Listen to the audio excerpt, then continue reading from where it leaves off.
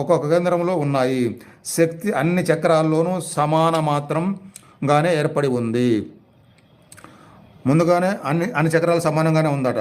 కానీ మూలాధార చక్రంలో శక్తి మేలుకొన్న మీదట వాయు సంబంధమైన ఆ శక్తి, అంటే వెనుభాగంలోది వాయు సంబంధమైన ఆ శక్తి సుషుమ్న లోపల గుండా పైకి లేస్తూ ఉంటుంది. క్రమంగా అన్ని చక్రాల్లో ఉన్న శక్తులను మేలుకొలుపుతూ సంపూర్ణంగా జాగృతమై 5 చక్రాలను ముక్తం చేస్తుంది, అంటే విశుద్ధి వరకు. ఇక ఈ స్థితిలో అజ్ఞానమన్న జాడ కూడా ఉండదు. అప్పుడు ఆత్మను ఆవరించి ఉన్న అజ్ఞానమనే నిద్రా రూపం ఆవరణం చిన్నమైపోతుంది. చివరికి శివశక్తి సమాగమం జరుగుతుంది. ఎక్కడ? ఆజ్ఞాచక్రంలోనే శివశక్తి, అంటే ప్రకృతి పురుష మహామేళనం, అంటే స్థిరత్వం చంచలత్వాల చిర సమాధి సిద్ధిస్తుంది.